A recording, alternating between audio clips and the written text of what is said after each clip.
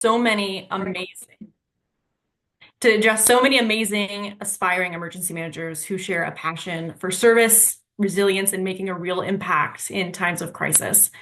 This is a noble profession, and however you found out about it, I'm sure in all sorts of ways. I'm so glad that you did. And so thank you for taking the time to be here, and thank you to Brandy and the AEMO board for thinking of me. So first, I want to kind of address the elephant in the room, which is that it's a strange and uncertain time for the emergency management field and for all civil service careers. Many of us currently in the field are wondering what this administration's vision means for our careers, the profession, the people we serve. And if you're not following, there has been some talk of reforming FEMA, including potentially eliminating it, cutting grant funding to states, simultaneously shifting more coordination and financial responsibility to state and local governments. And I think we can all agree that emergency management, or EM, needs some reform. The uncertainty around what this means for career paths, whether there will be more jobs, less jobs, a greater emphasis on private sector emergency management jobs, or no change at all, still remains kind of uncertain.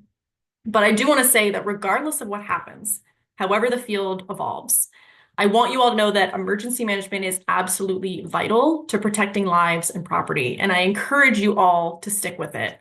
We need you, the next generation, to continue improving it, advocating for it, educating others about it, and carrying on the passion that we all share.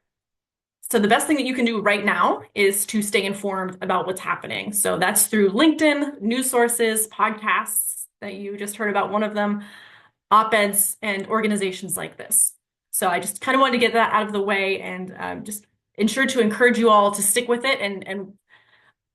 And like Brandy said, everything is changing and evolving, but hopefully for the better, and hopefully it's going to be great kind of moving forward. So who am I?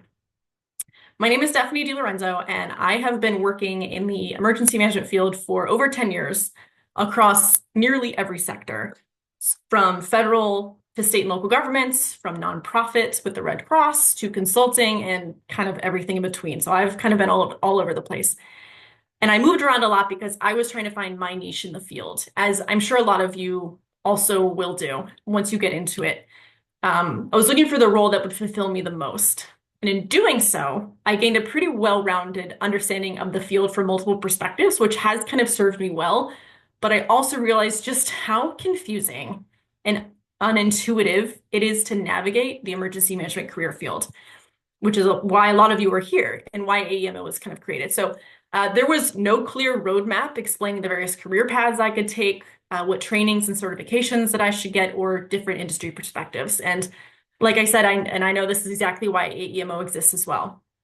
So for the past about 8 months, I've been working on doing just that, building some roadmaps, creating guides, developing content, and ultimately writing a book, as Ryan said. And that book is titled Navigating the Chaos, the Ultimate Emergency Management Career Guide. And it will be available on Amazon March 4th.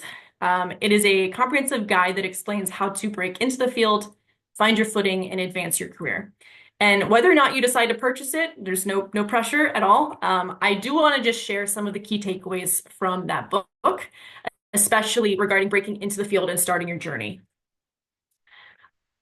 So first, emergency management is more than FEMA. While I have a deep appreciation for the agency, I've worked there before, the field does span across dozens of industries in both the private and public sectors. Emergency management operates on the principle of something called the whole community, a phrase that you will hear very, very often, meaning many different organizations have some sort of EM function. So that means in the whole community, you could work in a university, you could work in a hospital system, at a bank, an airport, a county, a state, Walmart's headquarters, or some of the very, very many emergency management focused disaster nonprofits out there, which are fantastic. So, and these roles will not or may not always be titled emergency manager, but they all contribute to emergency management. So I encourage you to not limit yourself to just focusing on FEMA, despite the fact that it is a great agency. Second, landing your first job, regardless of your background, requires a twofold approach, I think. The first is building your foundation, and the second is honing key transferable skills essential to the field. Foundation building includes taking free online and in-person trainings to understand the various aspects of the field. Emergency management is not just about response, which is, I think, what attracts a lot of people to the field, and it's very, very important, but it also involves critical work in recovery and mitigation and preparedness. And all these courses you can take, you will learn about those as you begin your career journey in emergency management. Online courses are available through FEMA right now. Hopefully it doesn't go away. And in-person training can usually be found at your local county or state emergency management offices. These are free courses. You can sign up for any of these courses. You would just go to the emergency management when they're held, and you can take these for free. Foundation building also includes networking. Joining an organization like AEMO is a fantastic first step. Additionally, connect with professionals currently in the field and ask for their insights. I encourage people to do this all the time. We're really excited to talk about it. We love when people reach out to us. I personally do. And I think that pretty much every speaker on this webinar, including myself, will be happy to connect with you and offer guidance. Foundation building, lastly, includes gaining experience. So for students, this might mean things like securing an internship.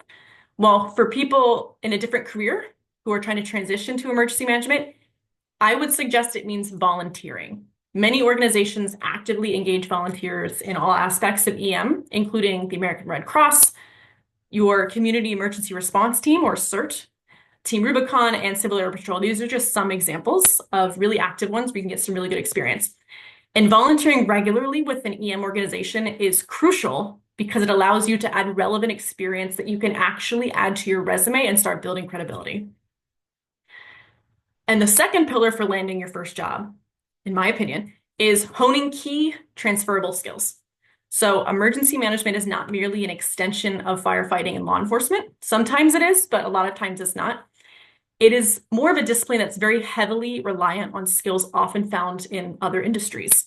And these include things like project management, relationship building, stakeholder engagement, written and oral communication, briefing senior leaders, and multitasking. You will see some combination of these skills listed on nearly every EM-related job posting.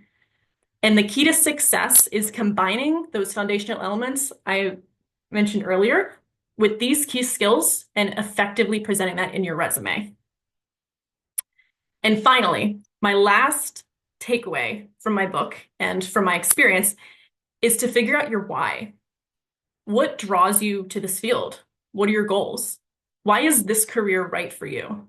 The answers to these questions are going to guide you as you navigate your career journey and make sure that you're always following that North Star as you go through.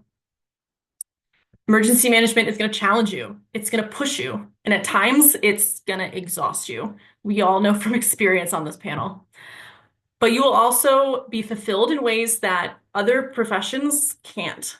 And it's fantastic. For me, all of this is worth it because it personally fuels my passion. So as you guys embark on or continue your journey, I see that some people here are already kind of in the field.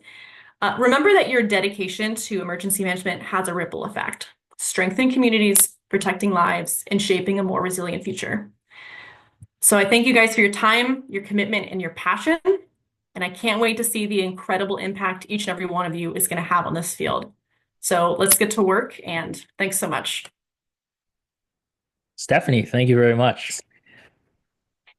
I have a couple of questions for you, if you would continue to Absolutely. volunteer a couple of your minutes. So, you talked a lot about at the very end, helping, one of the foundational things somebody should do is to find their reason. Why are they getting into emergency management? And we know that from the foundation, kind of the founding of this as a field, as you mentioned, very response driven a lot. It came from law enforcement, from firefighting. What got you into emergency management? How did you kind of stumble across this? And then we'll get to the end of your journey here to where you are today. No, I would love to also hear other people's answers to this because when I talk to people, I get all sorts of answers. And it's just so interesting to see how people get here. Like nobody grows up like, I want to be an emergency manager. Maybe some people do, but everyone's like, oh, I want to be an astronaut or a doctor. But think a lot of people don't even know emergency management exists until later in life, which is exactly what happened with me. So I started my, I guess, college life as an EMT. I wanted to be a paramedic, and just because I liked being a lifeguard, and I was like, oh, you can level that up and become a paramedic. Cool. Um, and everybody knows that ambulances exist. And then I have a really random undergraduate degree in photography. So I'm like all over the place. And then I went to grad school because I couldn't figure out what to do with my life. And I got a degree in urban planning. But while I was there is when I found out about the field because my school, it was Florida State University. If there's any Knowles on the line, go Knowles. Went there for grad school. They have a very good emergency management program. I think one of the first in the country. I wouldn't say it's no, I'd say it's the best, but it's maybe one of the best. But I know it's one of the first that were there, and I was just looking for something to get involved with. While I was in grad school, I wanted to do like some sort of student organization just to have something extracurricular. And I just came across this random IAEM student chapter and I was like, what is this? And so I looked into it and I went to the first meeting and it just all clicked. I was like, wait a minute. There's a field that like combines helping people like I was doing as a paramedic and working in disasters and like emergencies, like I was doing as a paramedic. But then it also had this like planning aspect because I was getting a degree in urban planning. And so a lot of mitigation is planning and recovery work is a lot of planning. And I was like, oh my goodness, there's this field that combines all of these things that I like. That's incredible. So that's how I got into it. And the student organization had been dormant for a few years. And so I showed up to the first meeting and they're like, hey, do you want to like be the vice president? I was like, I don't know anything about this field. But that's kind of what got me into it. Once I went to the meeting and I met the other people in the field and I learned what this was, it was kind of just like all all all I guess foot on the gas pedal from that day forward. Right. Yeah, I can't tell you how many times, and I'm sure anybody else in here that went to school and got a degree in emergency management had very much a lot of the same, oh yeah, I'm going to school for emergency management. Oh, you're going to be an EMT? No, not the same thing. Yeah. They work together, they work well together, but not the same thing. So now from where you started to Mhm. where you are now, was there one moment or maybe a series of moments that prompted you to write this book where you said like, hey, I want to do this for somebody else, right? Because really, right, you didn't write this for yourself. You're there, Yeah. you're living it. So, was there one Yeah. moment, or maybe a series of moments? It was definitely a series of movements. And truly because you guys, probably everybody on here knows that I'm very active on LinkedIn. Just by virtue of putting that I worked at FEMA, this was when I was at headquarters a few years ago. Just saying I worked at FEMA and just being active on LinkedIn, I would just, over the course of years, just have people just randomly message me being like, how do I work at FEMA? I was like, let me tell you how to go through the USA Jobs black hole and all that kind of stuff. And so, yeah, it was definitely a series of like after 20 people, and I wasn't even like pressing or marketing any of this about like, hey, I'll help you get a job at FEMA. It was just by virtue of being active on LinkedIn and showing that I work at FEMA and like talking about it, people started just to reach out to me.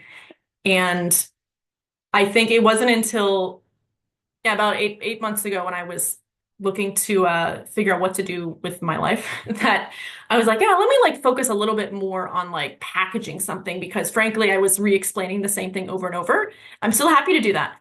But I was like, well, clearly there's like a need for this. People keep reaching out, keep asking, people wanting advice. And so I'm like, let me package something together for people.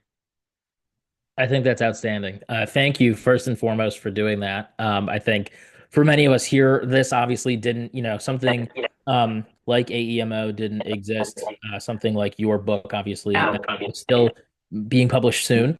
And so, that didn't exist. And so we kind of had to find our way into that. So thank you very much for spending time with us. Hopefully you stick around and listen to the rest of it. And Yeah, yeah, no, thank you very much. Appreciate it. absolutely. Thanks for having me, you guys. Yeah, of course. So we're going to move on now to our panel discussion, and we have some fantastic panelists who are joining us. We have a series of questions, predetermined questions that we're going to be asking them, and then, as Brandy said at the top, we will then also be opening up to a Q&A. So I know that we have a lot of students in here. I know that we have some emergency managers who are, maybe like me and in their first, second jobs in the field and are still looking for more information and more details. Maybe, like Stephanie said, how to get into FEMA. And so we'll be happy to open that all up at the end. But I want to start out by welcoming our panelists for this evening. So I'm going to start off by welcoming Brad Marmon, MPH and CEM. And I don't know if I go through, if you guys want to give like a hands up just so that people can see you. Um, Ginny Katz, MPH, founder and CEO of HazAdapt. Joseph Hernon, MPA. Katy Wolf, CEM. And MK Youngblood. This is our panelist for this evening. So we have a couple of themes that we're going to stick with, and so you'll notice we might have two or three questions that are semi-similar or semi-related, but don't worry, we'll be working our way through those. So we're going to go through. I'm just going to ask, and our panelists can go ahead. If I have somebody I want to call out to at first, I can go ahead and do that. But otherwise, it's open to all of our panelists to jump in with. So we're going to start out with something. Very kind of prescient for really all the time in emergency management and everybody's favorite topic of conversation, current and future trends. What are we looking at now and what should we be looking at for in the future? And so I want to go ahead and start with, and let's start with Joe Hernon. It is his birthday. And so, Joe, if you could, and this is for each question I ask, it'll be for each of the panelists. But if you could identify one, I know it's a very difficult thing to do, but if you could identify one, what is the most significant trend or change that you've observed in the field of emergency management over the past few years? Uh, so one, can everyone hear me? Just Yes. quick nod ahead. Okay, cool. Yeah, I would say one of the big trends is like the reliance on technology and then also the increasing use of technology in a lot of our field. There's everyone out there will sell a product and the products are actually phenomenal, but then maintaining your team and your team's ability to use that technology can be tricky at times. Because there's always some other technology solution that's out there to solve your problem. So I work primarily, or right now I work in the higher education industry. So like things like mass notification systems, weather monitoring systems, things like that become critical to our daily operations. But I think that's definitely one that becomes a trend and an increasing integration to that technology. I think has been a big part of what I've seen most significantly in the years past, where the evolution of emergency management, where people were invested in standing in boxes to like everyone can do this virtually on Zoom, and just from my own experience too, like where we've had more physical EOCs in previous jobs and previous operations at our university and at my previous university. Um, and now we do things on Zoom and we can get it done, and that can be great. It can also be a pinch point come technological failure. So that's the one I would kind of start with. Yeah, no, especially coming out of the COVID-19 pandemic and that kind of forcing this to the forefront. That's a really good point. Let's go to Ginny next. Hey, thank you so much. So I want to piggyback off of what Joe was just saying in the sense that we are seeing way more technology than ever before become available. And what we're noticing is there's some unintended consequences. And if y'all haven't met me, hi, I'm Ginny. I'm with HazAdapt, and I really focus on the tech that the public uses or gets from the emergency authority to get information. And now we don't just have emergency alerts. We've got weather apps. We've got all sorts of different emergency apps out there that are giving alerts. So something that we need to keep in mind is alert fatigue. I'm sure that y'all have heard some recent reports about lots of people getting lots of alerts and unsubscribing from official alerts or choosing, maybe to go with like a private app that which we don't advocate. We always advocate for private alerts, but that alert fatigue, from all the different weather apps and just emergency alerts, it becomes something that the public deals with a lot. So between that and social media, that's one of the challenges that we're going to continue to face as we as authorities are trying to, engage the public before, during, and after disaster. Thank you, Jenny. That's a fantastic point. One of the things that is a huge challenge, and I don't want to steal anybody's thunder here, but something that's becoming a huge challenge in emergency management is especially how are you communicating to those who are like 35, 40 and under, because they're not watching cable news and listening to AM radio. They're on Spotify or Apple Music, and they have streaming services, and they don't even care about the mainstream media. So they're not paying attention to your, channel 2, 4, and 7. Brad. Yeah, sure. Thanks. Brad, I'm from Upstate University Hospital in Syracuse, so I'll bring in the healthcare perspective for the panel. So um, I I thought about this question, and the first thing that came to my mind is kind of a positive trend, which is just the amount of different stakeholders and diverse variety we seem to be getting in emergency management now. Especially in the healthcare space, we have to obviously take care of a lot of the counties that surround us. And, when I first started this, of course we had fire and EMS and the police and they've always been there, but now I go to tabletops and the water department's there and there's different private stakeholders with the utilities.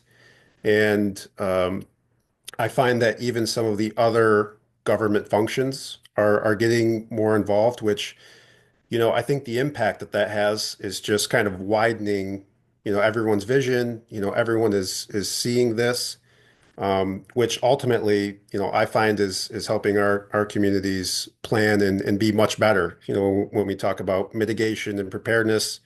And then, the response phase, we talk about it all the time. We don't want to meet at the disaster, right? And I think, that's something that I've really just noticed has kind of been taking off just in a positive direction.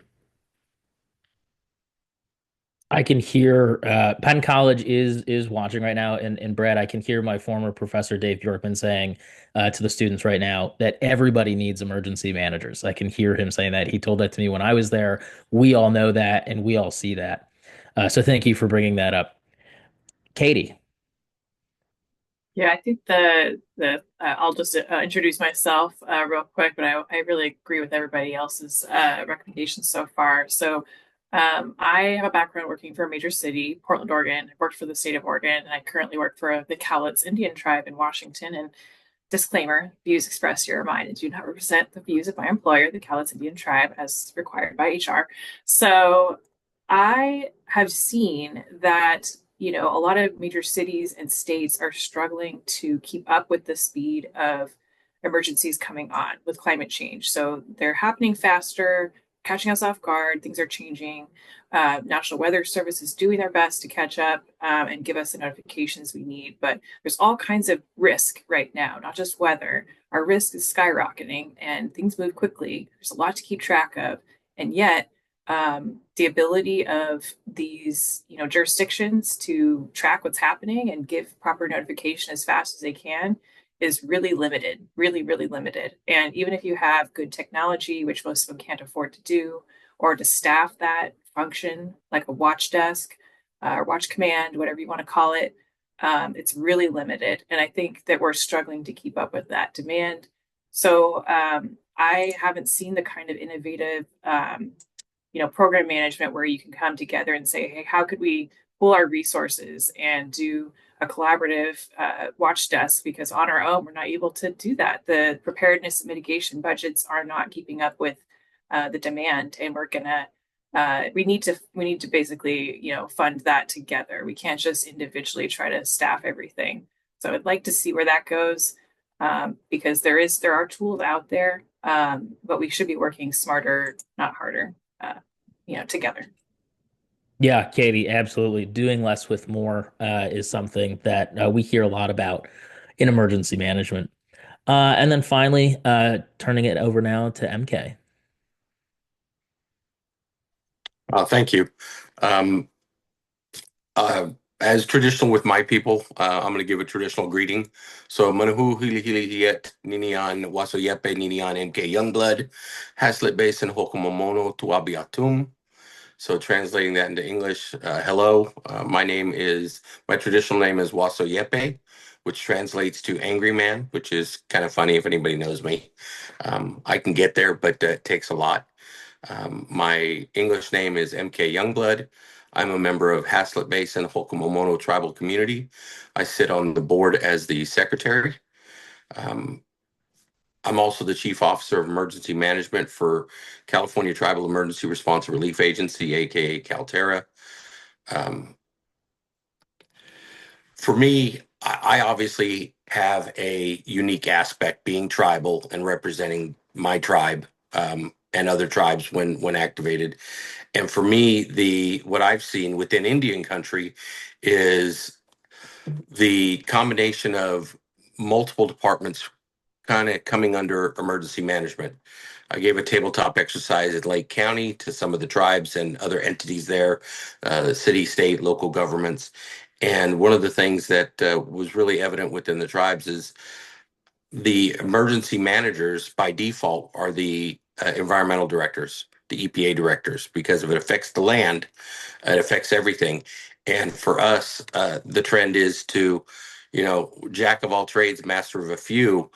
Um, just because you're in one department doesn't mean you're not in emergency management and in Indian country. And I think that's something that we've done um, for the past several hundred years is we don't compartmentalize the departments. And moving forward within Indian country, for what I've seen here in California, is the inclusiveness that everyone's an emergency manager. If you're the first one on a scene, you're the incident commander, you're IC until somebody equally qualified or more qualified shows up. So for us, the trend is everyone needs to be involved in emergency management and understand how that ties into whatever official title that they hold.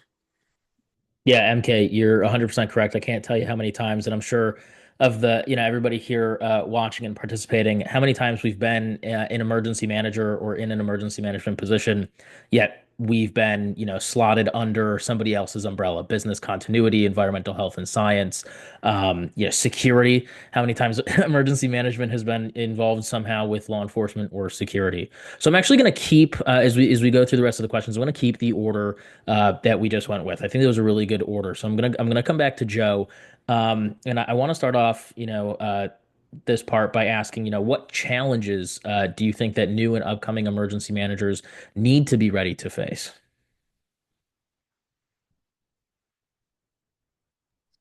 Um, so I think like a couple other folks hit on it too, but the idea of multi-coordination and multi-agency response is super big. Even thinking through my own team. So again, like by way of intro too, I work at Colgate University. And I have a really awesome team.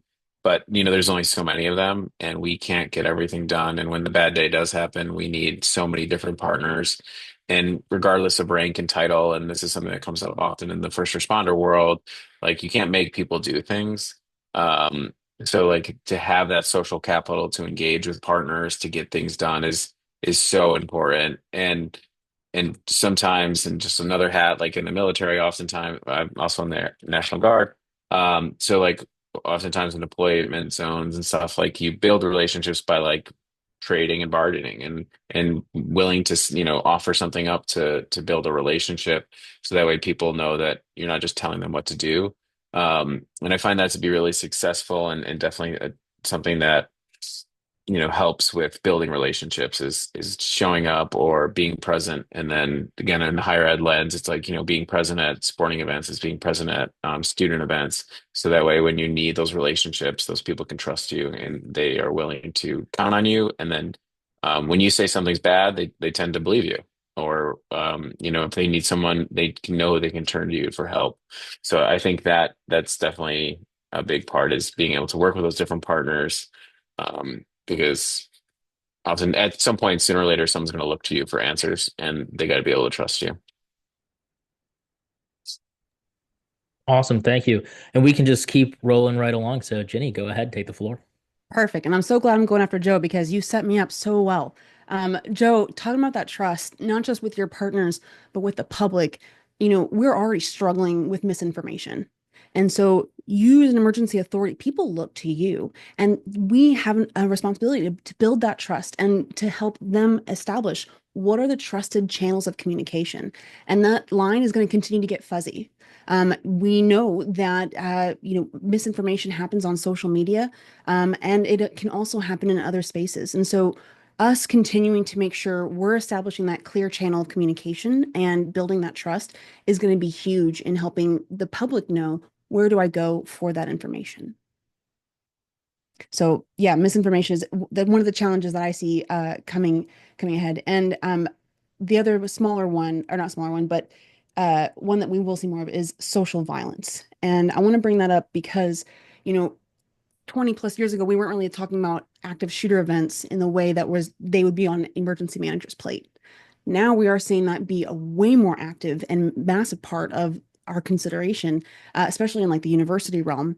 But as tensions increase and more desperation increases, we know that there's a definite possibility, and we already are seeing increasing rates of social violence.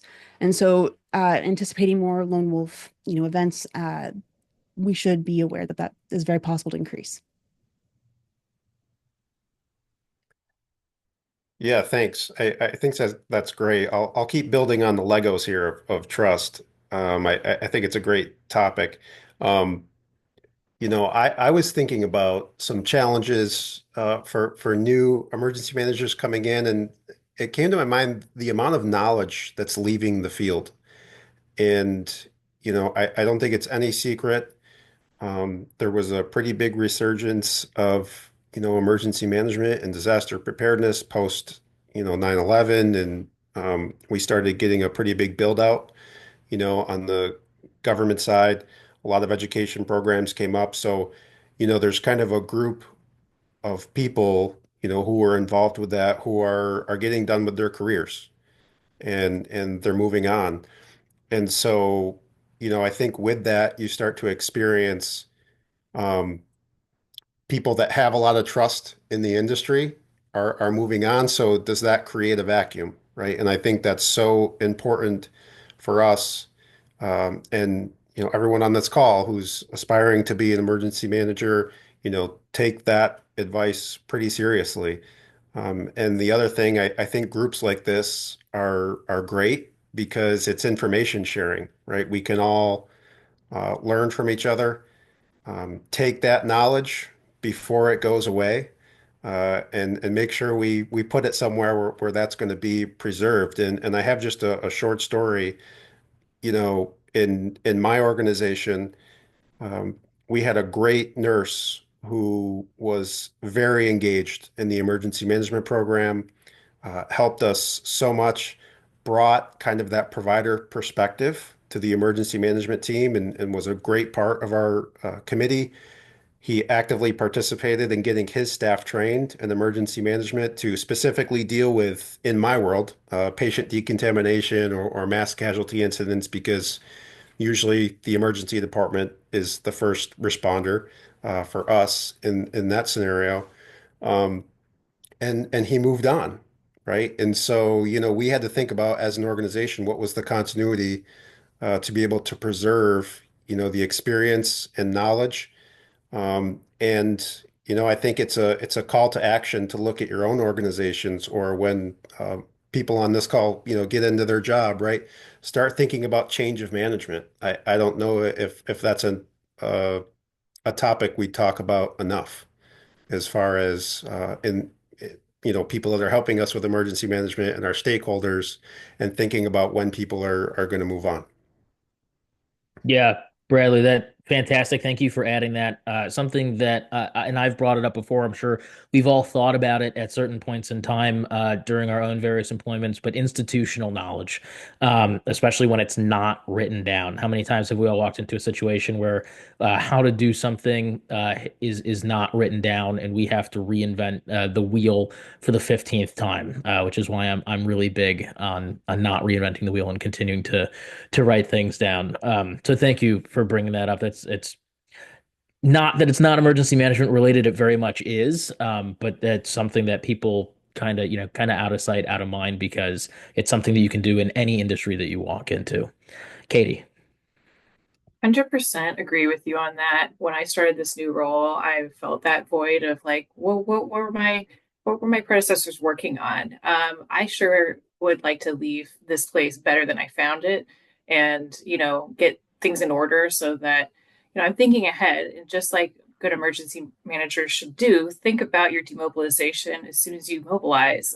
So, what's my escape plan? How do I'm an aspiring retiring emergency manager. Like I want to recover out of here at some point and maybe do something a little different, take those skills into an adjacent field. And I want to set up the next person to come up behind me and maybe mentor them and, set them up for success. So I definitely think about burnout all the time and how close I was to burning out after COVID and how many people I saw leave the field. So that's really important. And I also feel like as a new person in a role, you need to also trust but verify the things that you're being told, because oftentimes people will tell you you can't do that. That doesn't apply to you, especially if you're in a tribe. And you've got to be like, you know what? I'm going to go get a second opinion. And actually, I found this out. And it turns out I know a little bit more about this than you do. So, trust but verify, find other sources, because sometimes folks that are in those positions of authority may not always have all the correct information. MK, go ahead. Yeah, thank you. Yeah, I just want to piggyback on what Bradley said, that knowledge leaving the field. For us, that's even more so because I can speak for my tribal community. We have 2 elders left that are fluent speakers. Now, this comes into play because a lot of what we have in emergency management is climate related, resource management, and not just resources such as how many fire trucks do we have on standby or where they're located logistically, but for our aunties and our grandmas, their gathering areas. If a fire is coming through, we need the knowledge to know where some of those gathering areas are, which if anyone's ever been in a tribe or knows, you could get nuclear codes easier than you can get your auntie or grandma to tell you where she goes and gathers her supplies for basket making, because those are passed down through the family, typically through the matrilineal side. So for us, yeah, it's capturing that because once the 2 elders that we have left that are fluent speakers walk on, that knowledge is probably going to be gone. So for us, it's really reaching out to our elders, the walking libraries of our communities, and getting that information that is tribal specific that we will need in various emergency management aspects. Awesome. Thank you. So, coming back around to the start of the panel, we've talked a lot about, what kind of those 30,000-foot view things that aspiring emergency managers need as they come into the field. And I want to drill down. I want to drill down into that kind of 3-foot discussion. And so again, coming back to the beginning of the panel, what's one technical skill and one soft skill that you each consider essential for new emergency managers to learn? And obviously, the answer is going to be different based on your experiences in your fields, but they also apply, right? They apply across the spectrum. Yeah, so I guess I'll start to keep the order. I think the like immediate thing, just in my purview from higher ed and other such things in state and local emergencies, is knowing weather and how to read it. Everyone thinks I'm a weatherman. I am not. I have no formal education in it. I can read a PowerPoint that the National Weather Service sends me, and then I have the ability to brief that to executives. So I am not a weatherman, but but I think understanding that and how it impacts that, I've used weather in so many ways to enhance different emergency management programs because that weather group is the same group that I'd assemble if there was a disaster, be it, man-made or something else. So like that muscle, we get more weather in central New York than we do most things. And, we're compared to active violence, hazmat, any of the other major incidents. So building that core group and muscle memory through weather and those kind of events was helpful in being able to translate that.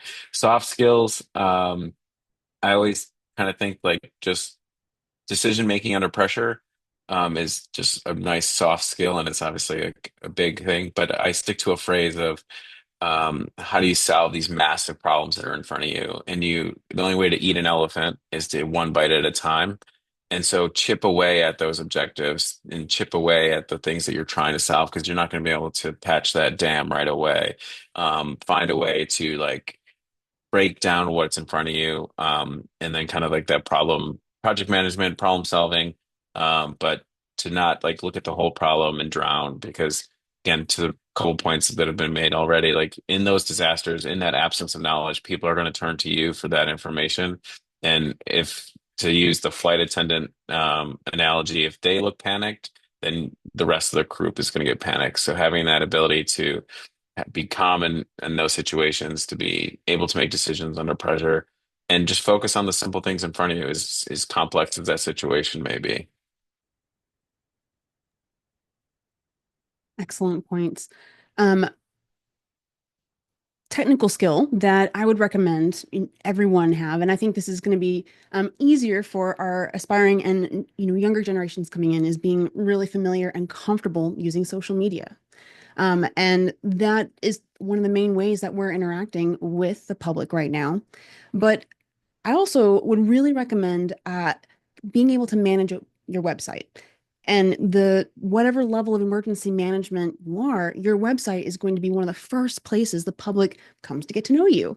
And we see a couple of trends where, we've got the website set up in, 2011, 2010, and it's been good since then, and we can see that there's been, many changes and public expectation that not only is your website, kept up to date, but that it's got tools and additional resources on there for them.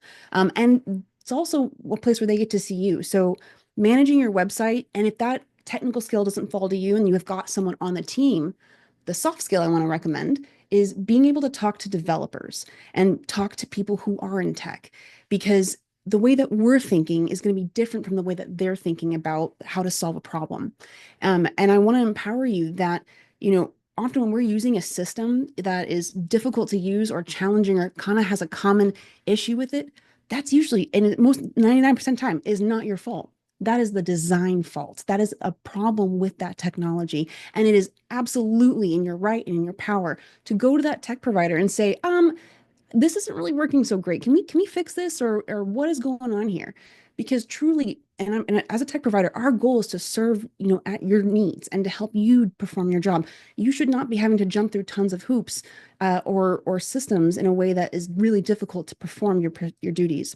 So, that idea of communicating what is the goal and what are the challenges you're facing in that system is really powerful. And, we live in an age where really anything is possible with technology. So go into with the mindset of, here's what I'd really love to happen, rather than, can we do this? Because, oh yeah, we can do it. They just need time and they need direction. So give them that feedback. That's so valuable. Ginny, I can 100% validate everything you said. When I first got to M&T, I spent the first 10 months working in IT, disaster recovery, business continuity. And so I worked a lot with the technology and cyber side. I recognized the words that they were saying. The words were English. In a sentence, it was not making any sense whatsoever, and so I had to like learn their language in what they were speaking in the same way that they had to learn the language I was speaking because it's a completely different language as well. So thank you for that. That's a fantastic point that you bring up, Brad. Yeah, great points so far. I think one technical skill, I would say, and I think Joe brought up a good point, telling the weather, but data analysis, I think is another great one, being able to translate for people, right? You got to remember you're oftentimes going to be, speaking to leaders, subject matter experts who, believe it or not, they don't wake up and the first thing they think about is emergency management and how we're going to deal with a disaster today, right? They are a subject matter expert in their field. They're thinking about treating patients or being a nuclear engineer or whatever they do, right? So, data analysis, trending, for risk assessments. I saw something in the chat about emerging threats and doing some assessments and how to tell. I think that's a great, skill to have. And especially in my industry, we're so heavily regulated. We have to show data trends of how we do our risk assessment, how we're fixing the gaps that we found, from the previous assessment, and we have to be able to, translate that data. So I think that's a pretty interesting technical skill. And then soft skill, I think over my career, it's kind of an interesting one, and maybe it's two, but listening and compromise, I think are two big ones. Listening because, kind of what I said before, you're going into a healthcare setting, you're going into a nuclear power plant, you're going into a community, right? So you need to be able to listen to what those concerns are. You need to be able to go and understand what that organization does, or what makes up that community, who's involved, who are the people, that you are serving, and, compromise because I think as emergency managers, we sometimes get maybe a little bit stuck in how we think it's supposed to go. And, we have our vision and we want everyone to just play, in our vision and just play along and do what I say, kind of thing. But I think we also have to understand that there's an entirely separate lens, right, that our stakeholders are looking through. If you're at a university, you got to remember the assistant VPs are responsible for 10,000 students, right? So they probably look at things a little bit different. So I think those are my two. Thanks. Thank you, Katie. These are really good recommendations. It's hard to follow up, but I think I'll just piggyback by saying it's very similar to, I think, what Bradley was saying about understanding where's your audience coming from and being able to put yourself in their shoes. Those are the same skills you need in an interview too, by the way. You always want to have that ability to think about this person I'm talking to, what's important to them, what are they looking for out of this conversation probably, and how can I speak in their language in a way that speaks to them, instead of I want to get my point across and talk about myself and how great I am. I know I'm bleeding two different things together, but for me, they're so related. Going back to the technical thing, I am not a technical person. I am very bad at math, but I can use Excel. I have an English degree. I don't have an emergency management degree. I transitioned to this field, so I can talk at a basic level in English about hazmat and radios and GIS because I've soaked up enough to be able to do that. But I don't actually have to go do all those things if I know how to communicate with subject matter experts, it could be staff or volunteers that you can get to help you out with those things. So in reality, you just need to be able to state your business need and your business requirements, and then have good enough listening skills, compromise skills, like Bradley was saying, to work with that subject matter expert to make sure they understand these needs. Have them repeat it back to you. Did they understand what you said? Don't just assume that they got it. And you need to be a project manager that is organized, to be able to follow through, make sure things happen. That's my technical superpower, is just being really organized in my file management, and Excel and OneNote, and tracking the heck out of everything, take notes for everything so I can search for it later, because there's too much going on. You're going to lose track.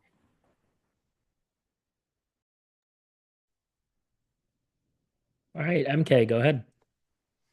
Yeah, this is a great question.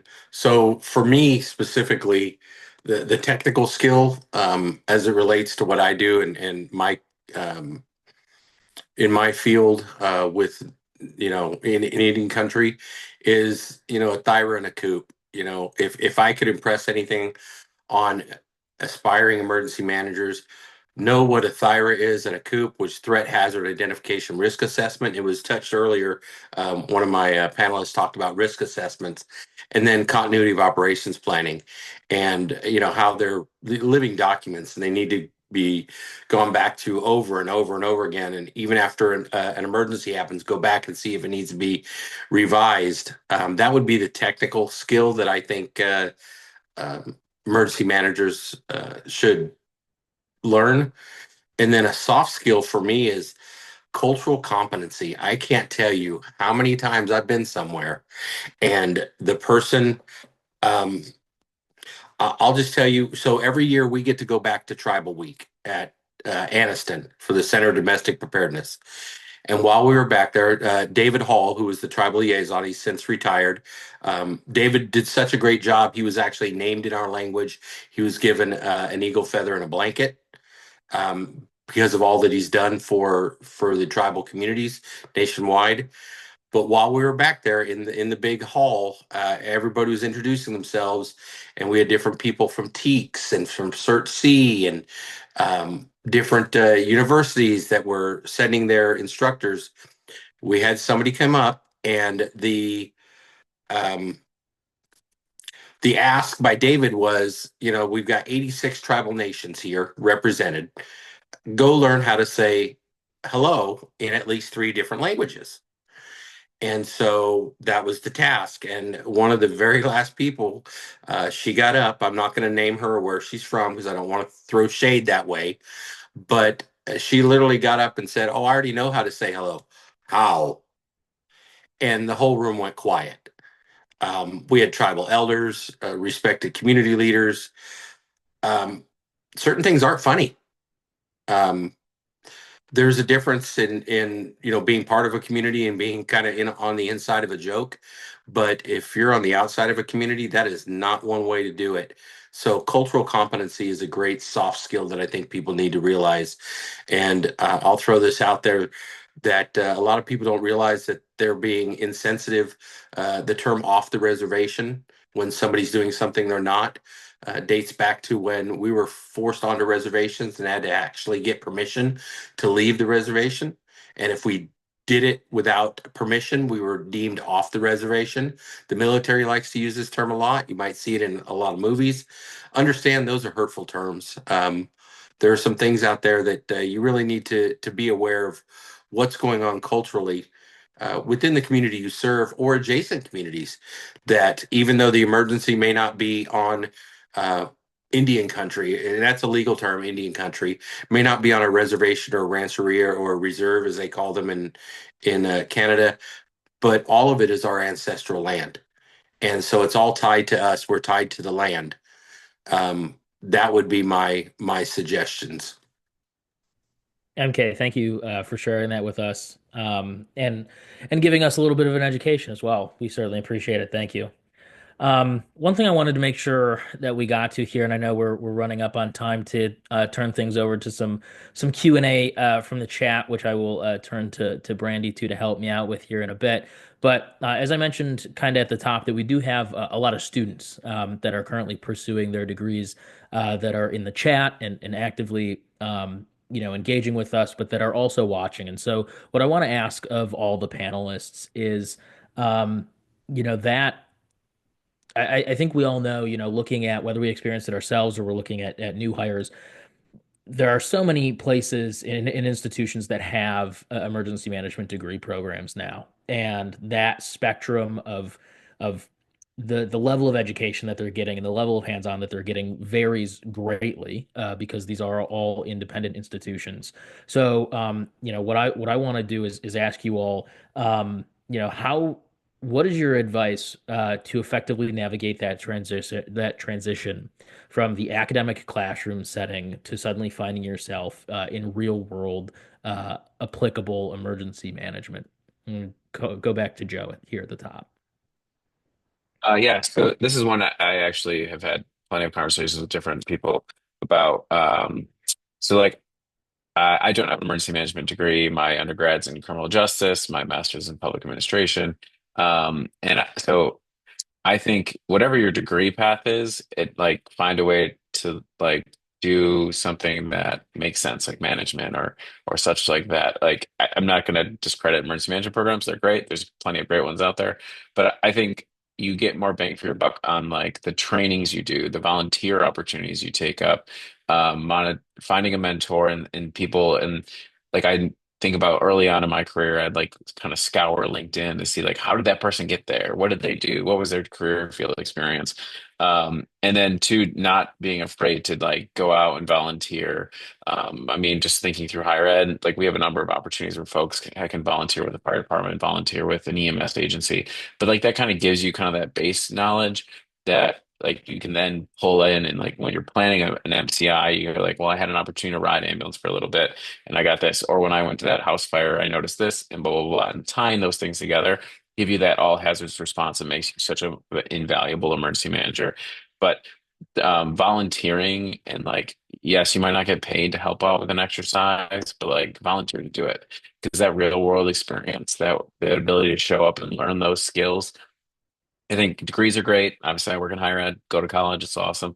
But at the same time, like your training, certifications, those are the things that are going to get you in the door, and your experience is what's going to finish the deal. So any way you can get your hands dirty and volunteer, or whatever you can do, just to like put that bullet on your resume, or not even put the bullet on your resume, just be like, I was in the room and we planned it. I have that experience, and now I kind of know what I need to do if I had to do it on my own. So any way you can just get as much credentials, experience, and volunteering.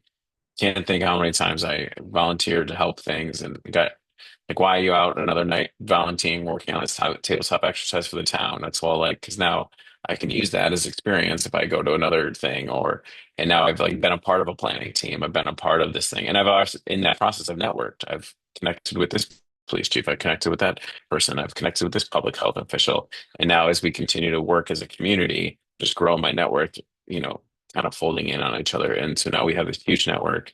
But and that's how I met Brad and like I met different people like that and Tyler who's not here. Like having different people like that, just this is such a small world as much as we think it's so big. Like the facts that our paths will cross at some point or another in this industry is likely. So volunteering, working with different people, um, finding that mentor or multiple mentors. I don't think you need just one. Find the different paths that you're looking to and see what you can do to do that. Absolutely. That experience is so essential. But with that said, don't fall into the this is how it's always been spiral. And it's easy to do that. And there's excellent systems that we have, and there's also tons of opportunity to do things different and to improve them. And that's always our everyone's goal, right? To constantly improve and to make a difference. So that would be one thing that I would say, kind of tagging on what Joe was mentioning. But my biggest piece of advice is this is a difficult realm to work in, right? It is incredibly emotionally taxing, mentally taxing. And as you've been hearing everyone talk about tonight, you're going to use every skill set in your asset box, and any tool you have, you're probably going to be using it towards the problems that you're facing. But lean into that challenge, right? Be curious every day. How can I incorporate new things, or how can I address this with what's around me? And take care of yourself and your mental health, because it's kind of like the heart. It pumps oxygenated blood to itself first before it pumps to the rest of the body. And if you're not 100%, if your mental health is not 100%, your service is going to suffer. So that needs to be a priority as part of this role, is your mental health. Yeah, great. I think the first two answers covered a lot. I would just reiterate, take every opportunity, for internships or volunteers. I understand that, um, you want to make the transition out of college and start making an income, but sometimes it can be very beneficial in the long run, to take some of the free stuff, right? Just to get that experience.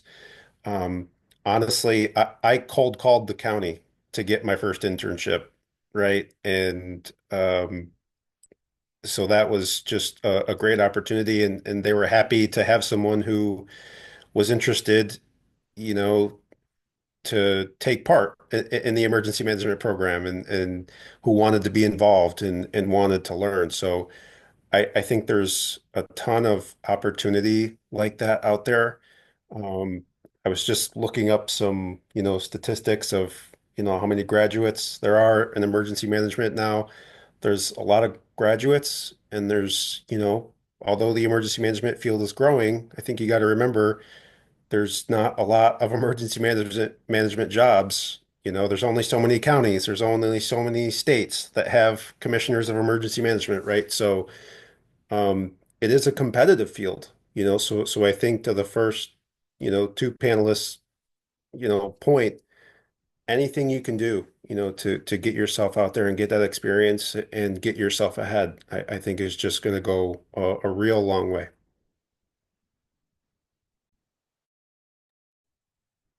Great. So we have a couple questions. I noticed that you guys were already in the chat answering some of those questions, but I'll go ahead and answer or ask one of the questions. So from Samba Diop, I apologize if I butchered your name. They say, I've noticed the emergency management offices are often incorporated into sheriff's offices. For example, in Jefferson County, Colorado, the Emergency Management Office is part of the Jeffco Sheriff's Office. I'm curious whether there have been efforts to separate these offices into two distinct entities. I sometimes feel this structure makes it difficult for individuals like myself without an EMT or law enforcement officer, law enforcement office, oh my goodness, law enforcement background to access opportunities in the field.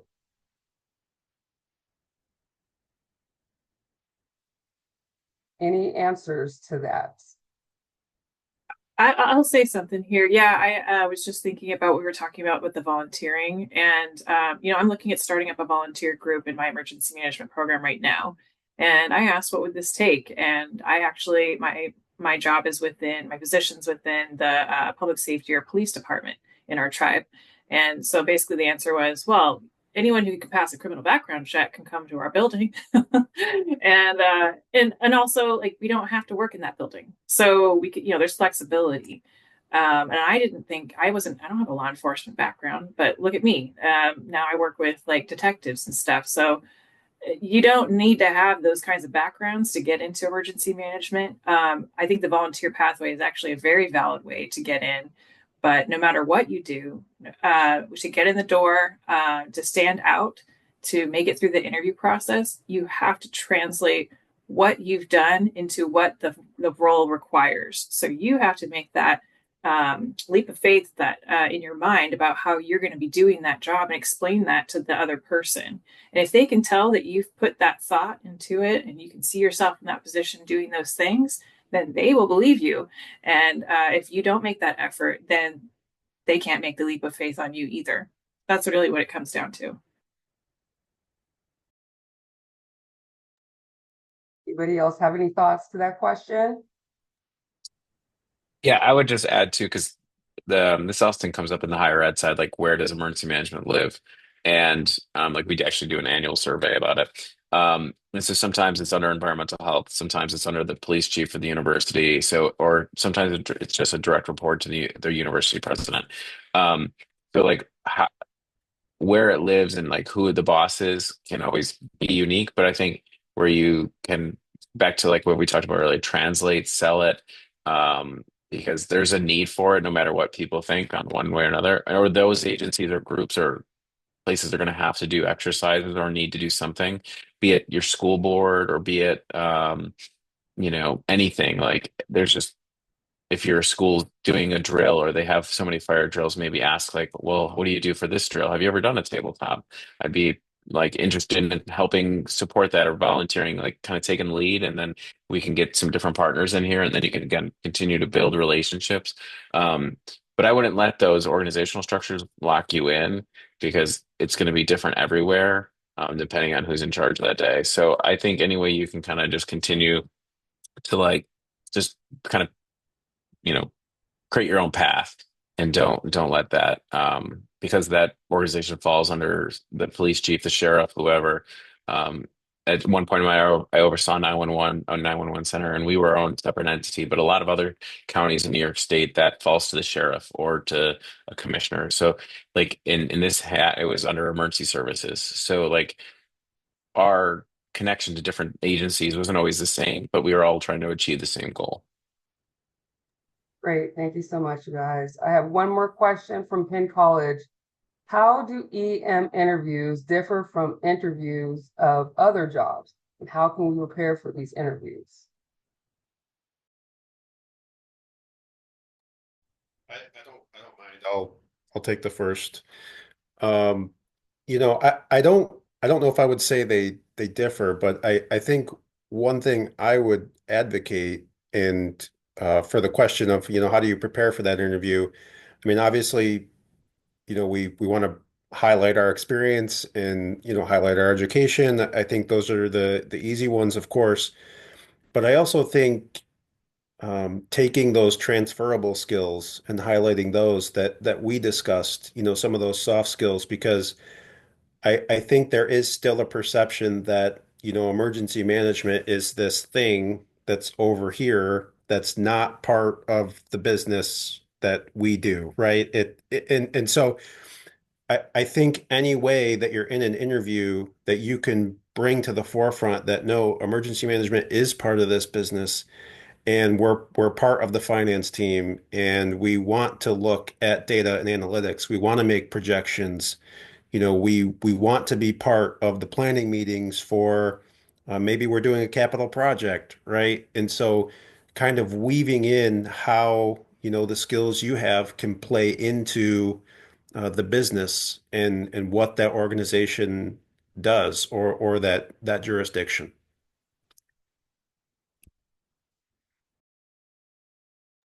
Great. Thank you so much, Brad, for answering that question. Brian, we'll bring it over to you. All right, thank you.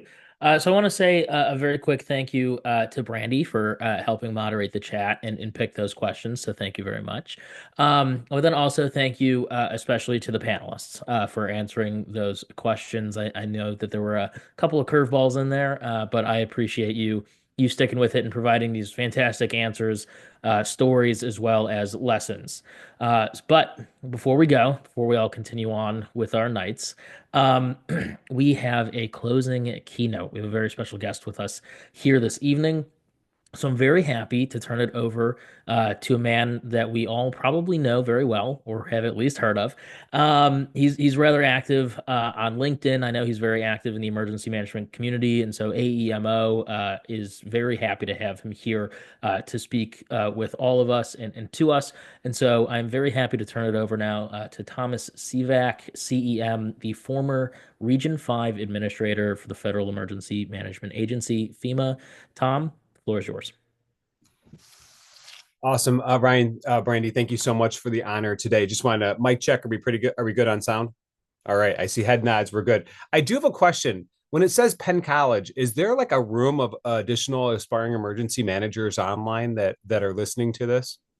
That is my old alma mater. They are in their new built out classroom and EOC space. They are signed in, but they do have all of their students or many of their students there. Looks like 11. They have 11 students. Awesome. I love it. I love it. This is good. Well, a couple of things. First, I really want to thank Stephanie. Thanks for starting off tonight. Talking about some of the key points, some of the opportunities that we have. It's so awesome to have you. Thanks for your service at FEMA, but more importantly, thanks for your service towards the community. One of the things that you said that really resonated with me was this whole thing of emergency management isn't FEMA. As the honor that I had as the FEMA Regional Administrator, I can tell you that I am always focused on the field and the profession of emergency management. It is growing every single day. Our threats are changing, our communities are changing, our challenges are changing.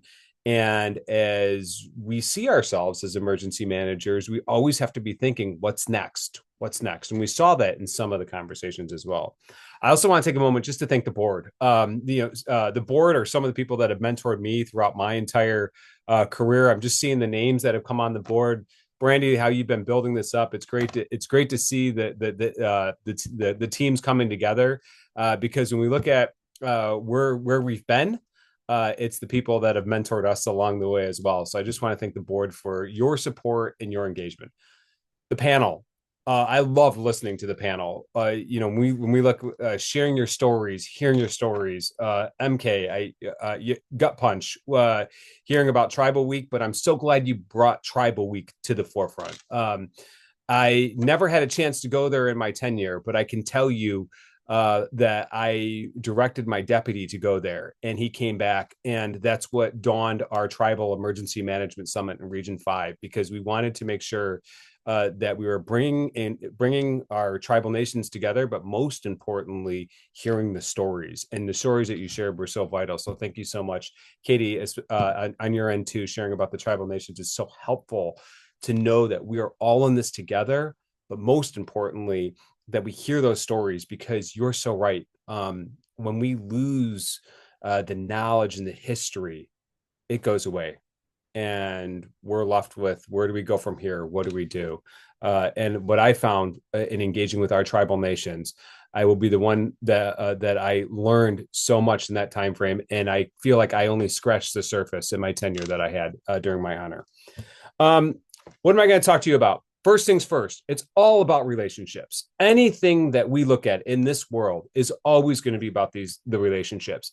I will speak on behalf of the entire panel, as Stephanie started, and as all the panelists said, we are all here to be your mentor, to be there to be able to help you get to wherever you want to go. This is the importance of building a network of networks to be able to make sure that we can focus on you, so you can focus on the communities that you are wanting to serve, that are serving, to watch you grow. Emergency management is ever growing. And because of it, we need to continue to grow the network. So we're all here. Reach out to us. Yes, Ryan, you're 100% right. I absolutely love LinkedIn, and I absolutely hope that my phone continues to buzz as I continue to create the network. One thing I'll say is, in my life, I've always had mentors. One of them is on here tonight, and that's Vincent Davis. If there's anyone that has ever really doubled down on what matters most, which is people, and it has really shared it, it's been Vincent. And what I'll say is this: it's great to see mentors that are continuing to cheer us as we continue to grow. And I had the greatest honor to participate in a program with Vincent in Chicago. And I can just say, sir, thank you for all you've done, but most importantly, thanks for always seeing the opportunity in me as I continue to grow in my career. And I was waiting for your smile as well, because you have such a great smile along with, there we go. So, but it's all about that. So we will drop everything for you. And it's one of the things that I've always said is, if there's someone that wants to get in the field, we got to double down and take some time with you. But life's a journey. And that's what I want to talk about tonight. Our journeys are all different. We all got in the pathways by chance, by circumstance, by happenstance, whatever it is. We all got into the field. You are talking, if you're looking at me right now, I'll tell you this: I am the luckiest emergency manager. I believe I'm the luckiest emergency manager. Why? Many of my jobs fell in my lap, but that was because it was picking up the phone, making connections, making the relationships. From the Red Cross in Kalamazoo, where I started my career focusing on people, to when I was down in Indianapolis, when the unfortunate events of the Sugarland concert back in 2011, the event where there was an unfortunate loss of life in mass casualty, to the 2012 Super Bowl. I relived the Super Bowl in my head every year, and having the honor of being in the stadium when the Super Bowl was taking place, to all of my experiences at the city of Chicago. And there were some of the most challenging ones in my career, to just the recent honor I had to serve at the pleasure of the President of the United States, focusing on what matters most, which is people. This journey has been full of making the connections. It's all about the connections. You're going to hear me say that time and time again. It's about creating trust. I heard it in some of the conversation today. I had one of the folks that I worked with in my tenure in Chicago. One of the things they said was, takes 10 years to build trust and 10 seconds to lose it. I say it actually takes 1 second to lose it, especially if we don't really, if we don't, what people said when I was in North Carolina was, don't promise anything you can't deliver on, right? And so when we start building that out, and it was the technology conversation, what you're sold may not necessarily be what you wanted, right? However, in the conversations, I'd say is building that trust. It's also picking up the phone and saying, hey, who else uses this system? Who else has experience with it? And usually it would be met, because I've never met an emergency manager that did not have their belief, as I would say it. They're going to tell you what they think. And that's important, because if we have emergency managers that are telling us what they think, that's because they have the experience along with it, where it's either been a very good experience, an okay experience, or it's been a very bad experience. And we've all had those experiences. And one of the things that we can say is, in those times, whether it was bad or good, it was a learning experience. And that's, no one can take that away from us overall. Who are we? Now let's think about this for a minute. Whether you're volunteering, whether you're getting into the field, the plethora of experience that has been talked about, we as emergency managers are the conveners, the collaborators, the coordinators, the communicators, and the problem solvers. Now, I'm a firm believer, and this is something that we've heard time and time again. I was just talking about it the other day with professionals in the field, when I heard the thing, my director never says no. Now, let's take that for a second. And I would be interested to see any hands. Let's not put any hands up. But some of you are probably thinking, oh gosh, that's my boss. I was the person that never said no. Now, there's reasons why. In our world, when we get into certain positions, we couldn't say no. Because if we said no, the first thing that we would do is they would find someone else to do it. And so when my life's a journey conversation and the opportunities I've had in my entire career, never saying no has etched me and gained me that experience all along the way. And sometimes we can share the reason why we can't say no. And sometimes we have to, someone asked me once, what's the hardest decision you ever made? I said, it's a decision that was already made that I had to operationalize. Because our bosses are making the decision. They're telling us, hey, what do you think? Make it happen. Shut the door. Come to us with 100% product. That's the things that we've gone through. And so the word no, when I've heard no, I've always said no is nothing but an opportunity. But I don't say no. I've always said yes. But we have to know our left and right guardrails. If we know those components, one of the things that I found is that we can always explain the reason why. And it takes a little bit of work to get there, but that's all the experiences and the journeys that I've experienced in my life. Well, today more than ever, we're being called into challenging times. I was just reading the report from the National Emergency Management Association, which was talking about the challenges that were faced, getting called into civil unrest, getting called in to solve homelessness, the challenges faced when communities across the nation were receiving a lot of new arrivals, as I would say it. These are all things that were basically placed into the hands of an emergency manager, because if we look at ourselves as conveners, collaborators, coordinators, problem solvers, and communicators, then when we see ourselves in that light, then we're the ones that are expected to figure out the problem. When I was at the city of Chicago, I had a great boss who always said this: figure it out. And he would hang up the phone. Now, as an aspiring emergency manager growing, I'll tell you, there's something that I hated, and to this day I absolutely can't stand, which is when people hang up the phone on me, right? Unless we're saying good cordial goodbyes, it's one thing. But it was usually, hey, figure it out, click. And then your mind starts rolling, and your mind's like, well, where do I start? What do I do? Our job is to kind of start to prioritize and start to figure out, okay, what do we need to do with this? What's the risk? How do we mitigate this risk? What's this new risk? What does it look like? And in our changing threat environment that we have right now, and I saw one of the questions earlier about how do we stay on top of it? I had to figure out how I could never get in front of my boss. I had to figure out how to row next to him. So I was thinking, all right, watch the news every morning at 6 o'clock. So it meant I had to get up and walk on the treadmill and figure out what's going on in the city. Then it was, all right, what's happening, current events. I never focused on current events, but what I found was the more focused on current events, the more we were starting to see some of the common themes, and then just watching the big things.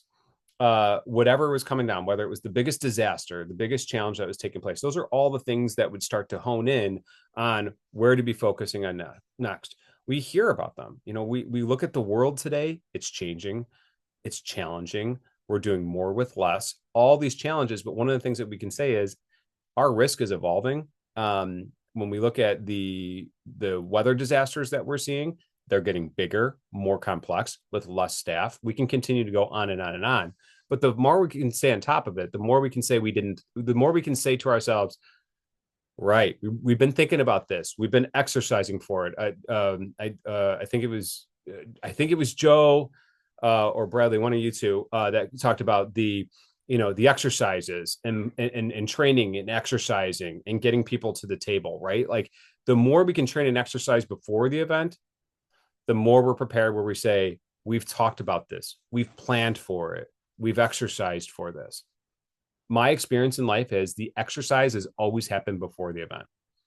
Before the conventions, we had an exercise. One of the things I said was, we're going to include in an exercise a cyber incident. What happened the Friday after one of the conventions?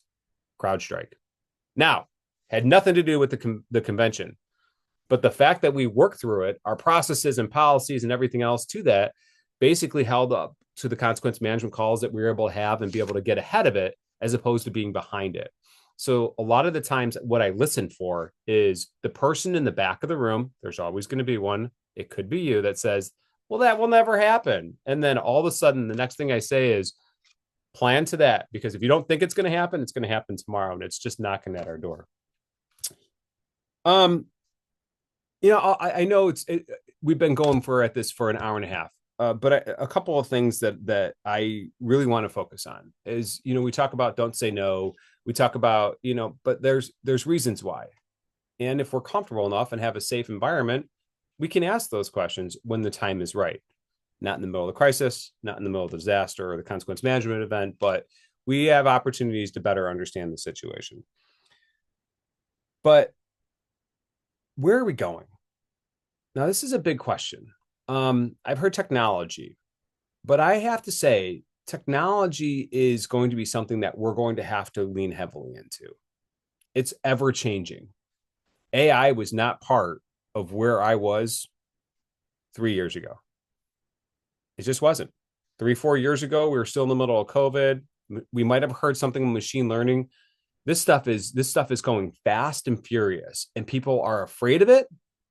I always say, don't be nervous about technology. Don't let technology drive you.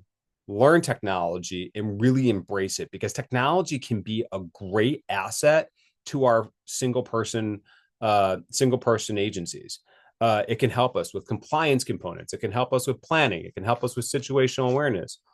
All these things are where technology and the opportunities lie in front of us. So embrace it, wrap your arms around it, because it's not going to change. It's only going to continue to be coming at us. And the more we fight it, the more we're fighting the scenario of the challenges we have. It can turn in and be a very large risk. And we're watching that right now, and we're seeing it. But at the same time, the more we wrap our arms around it and understand it, the better off we're going to be. Risk is ever changing. It's evolving. Our risks today are going to be different than our risks tomorrow. While we maintain I always keep the top three. We have natural risks that are happening every single day. We're seeing them. The wildland urban interface. I was talking to someone the other day in one of the states that I was responsible for, and they said we're doubling down on wildland firefighting. And I said, well, why? They said, well, our capacity in the state is actually not that high. But we're really worried about this because this wildland urban interface is becoming a concern. Population shift. That's a thing now. I, as a proud Midwesterner, and I will say that with great pride, because I'm a firm believer there's three coasts: the East Coast, the West Coast, and the best coast, which is the Midwest. I'll also say that, as our risk is changing, we're seeing it. We're seeing it right in front of us. So with the disaster, the natural weather events that are taking place, we got to make sure that we're focusing on that. At the same time, understanding the technological risks, I am the only FEMA regional administrator that's ever responded to a train derailment. That's for another day and another time, or over a coffee with one of you if you want to talk about it. But those technological hazards and those hazardous challenges that we face, those are in every single one of our communities. And we have to be ready that could happen anytime, and be ready for the consequences of that, and be able to respond to, and most importantly, recover from those events overall. The other thing too is human induced events. I know the terms are changing rapidly. I call it human induced. It's ever present. We've seen this, as we're coming up on 24 years since the catastrophic events of 9/11. Something that I remember every single day. This is ever changing. It's happening. And we saw the unfortunate events down in New Orleans on New Year's. It's real. We have to make sure that we're preparing for it. We have to make sure that we're training for it and exercising for it, and making sure that we're ready for these events. I had someone the other day say, "Oh gosh, what was keeping me up at night is we did not have a family assistance center plan." And finally, one of the counties that just finished their plan shared it with all of us. And what was great is that we just see this community coming together, and they're always going to be focusing on it. The one thing I just want to really leverage and lean in on: listen to learn. If you're an aspiring emergency manager, I will tell you, we don't have the answers in the experiences that we have across the board. We have to listen to learn. We have to understand where people have been. And that, for me personally, is why I have always been so interested in the entire emergency management community, because everyone has a story. We all got here somehow. We all have challenges that we wake up in the middle of the night for and are trying to figure out that solution. And the more we listen to learn, the more we build our bench of the people that we can call on when we're in the middle of the fight overall. Who are you going to call? One of the things I always do is, who's your three? And they cannot be within your jurisdiction. What do I mean by that? One day, one of you are going to be put in a bad situation, and you're going to have to make a decision. And that decision is something that you will know the answers to because of your experience, but you might want to validate it. The one thing I would always say is, who's your lifeline? Always have three, because your primary, secondary, and tertiary. One of them's going to pick up. I always said I got paid to have my phone on until my phone was my phone's gone now. Again, my phone's always on now because I love it being on. But who are you going to call? And when you call them, it's got to be the person that you're going to say, "Hey, I'm in a bad situation. I want to just validate my decision," or something like that. Like, be able to make sure that you got that bench and that relationship and that trust that no one's going to fault you. We always talk about exercises, no fault environment. But there's going to be a day where you're going to be challenged sometime in your career. And the one thing that we always have to focus on is, if we make sure that we focus on the mission. I know it's FEMA's mission, but I believe it's a mission of every emergency management entity, helping people before, during, after disasters. If we focus on the mission, people, then it will never drive us to make a decision that we would be that would have impacts on us down the road. I'm a believer of that. It's all about people. It's all about helping. Scenarios, don't fight it. The fighting of the scenarios is so challenging. When I was younger, I was a fighter. I come from the Midwest. I come from Chicago. I come from Cleveland, actually. But, coming from Chicago and learning of it, it's you want to well, why? Cross your arms. Why? This doesn't make any sense. And it's because I said so, and I'm reminded, I'm at my parents' house right now in Cleveland, visiting them. And I always challenge my parents. But it's like one of these things of like, don't challenge a scenario in the middle of the fight, because it's never things don't get better in those situations. It's finding the right time and the right place. But it's also like looking at it. And there's situations where every single time I got into an exercise, we're like, well, that would never happen. Crimson Contagion, 2019, city of Chicago. I was right there. I was the representative sitting at the table where literally there were hundreds of people in this room. And the question came to me where they said, and I will own this. They said, would you close schools in a pandemic? And I hesitated because I said, well, wait a minute here. What are the schools for this community? They're a place that's safe. They're a place where children may get food.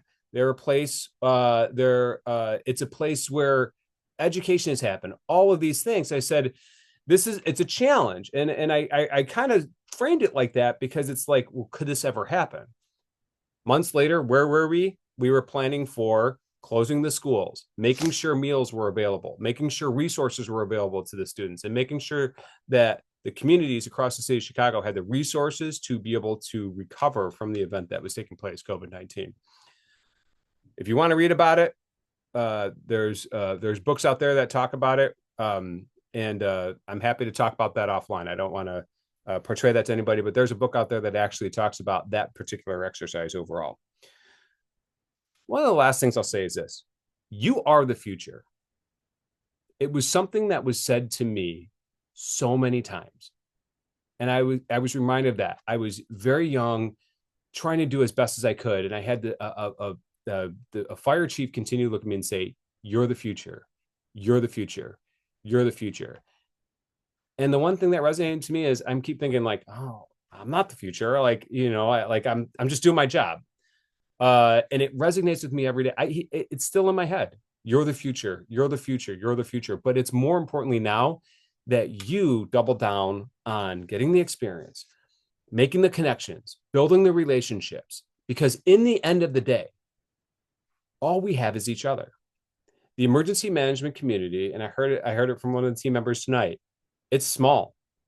I'm looking at it and I'm making the connections already. I'm looking at it and I'm seeing people on here and I'm thinking, okay, how can I make a connection to them? Whether it's our team that's up in New York, where my dad worked at SUNY Upstate, and I'm like, hey, I can make that connection. We can make that connection to the connection, knowing that Vincent Davis will always make sure people are fed because he works at Feed America. All these small little connections go a long way, because once we make that connection, then we start to build that relationship. Then we build that trust along the way. But you have to remember, building that future and you being the future is the opportunity you have today. The last thing I'll say, and I'm looking for my thing, I'm looking for my last point, is thank you. Thanks for taking time. You didn't have to be here tonight. You chose to be here. You're wanting to build your network. You're wanting to understand where we all are. Maybe you're validating some of the thoughts that we're working through in your head of like, where do I go next? What do I do? We're here for you. So thanks for taking the time to be able to listen to all of us. We love telling stories. I've never met an emergency manager that didn't like telling a story. We have a lot of them. But more importantly, we want you to succeed. And the opportunity we have right now is to continue to double down on you and continue to focus on what matters most, which are the people we serve, whether it's in the public sector, the private sector, or the nonprofit sector. If we're in emergency management, we're focusing on people, and that's what matters most. Thank you for everything you all do. Thank you for the honor to be able to come on here tonight and just share a couple stories and a couple thoughts. Most importantly, just thanks for being you. With that, turn it back over to the team. Thank you, Administrator Sivak. We appreciate that very much. Thank you for sharing your insights, sharing your advice, and sharing your stories. Before I turn it back over to Brandy to close us out for the night, I just want to thank Brandy. I want to thank Vincent, Tyler, Pete, the rest of the panelists and the AEMO board and members that are here for their endorsement of me and trusting me to kind of facilitate this evening. I appreciate it. Not that I didn't want to, but Vincent kind of nominated me, so I didn't have that much of a choice. But I enjoyed it very much. Thank you all. Again, Administrator Sivak, thank you very much again, and to all of our panelists, Brad, Ginny, Joseph, Katy, and MK, and of course, Stephanie, who started us off at the top here. So thank you all very much. This is the first, this is just the beginning really for AEMO and what we're hoping to provide to everybody. And so with that, I will turn it back over to Brandy to close us out. And then also really quick, a reminder for the panelists and anybody else from AEMO that wants to stick around at the end, we are going to do our own hot wash at the end. So please stick around for that. Brandy? All right. Thank you so much. I want to give a huge thanks to everybody, all of our panelists, our keynote speakers, and to everybody who came to tonight's event. I think that I took away a lot of gems. I don't know about anybody else, but I know I got some notes and I'm going to use them. I'm also an aspiring emergency manager, so this was valuable information to me.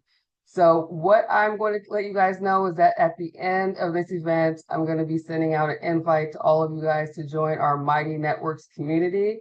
So if you are here, you will get 15% discount on membership for your annual fee. You can contact us with questions at contact@aemo.info. That email address is in the chat. We have membership tiers for students and veterans. So if you're starting out or transitioning, we got you. If you have 0 to 5 years of experience in the field, don't worry, we got you too. Tribal members, you guys are free. So we definitely got you guys.